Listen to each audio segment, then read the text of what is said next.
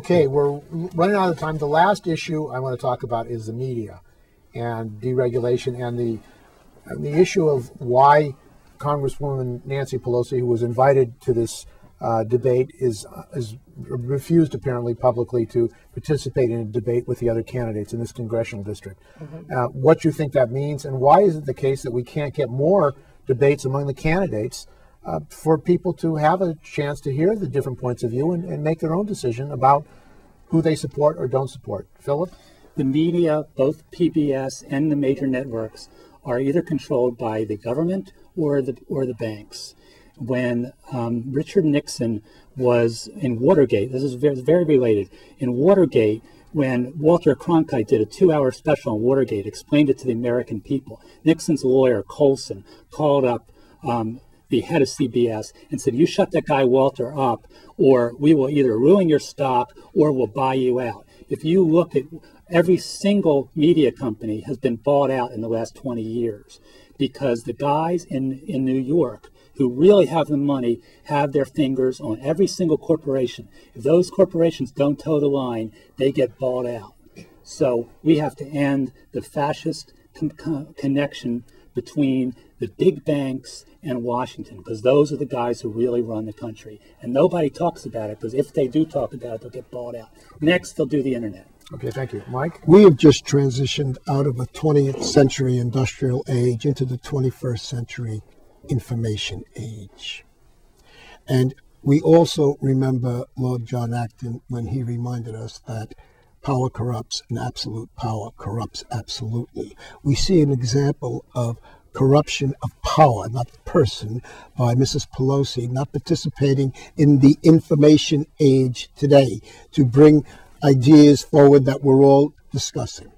And for that reason, as we continue to expand in the information age with the internet and with the 24/7 cycles, it's very important that we bring more truth and honesty and accountability to the people who are in Washington. For example, McCain-Feingold, which virtually shut down our ability as candidates to address particular issues of our opponents.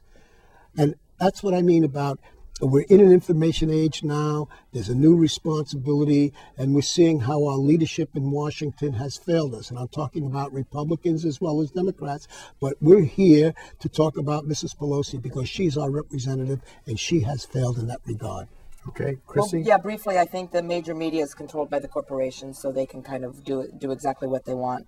But I think Nancy Pelosi, one, hasn't been forced to debate by the people of San Francisco, have not demanded that she debate, and there's a certain kind of arrogance that she has that doesn't think that she has to come and debate. And so, I think that maybe the three of us being on your show, which has been very much fun, that we could actually, the three of us, band together and actually challenge her to a debate. And I think that at this point, the people of San Francisco are not so enamored by her leadership, because I'm out there all the time talking to voters all the time, and there is a break in how people feel like it's been going. And so I think we could perhaps call for a debate and get a certain amount of support.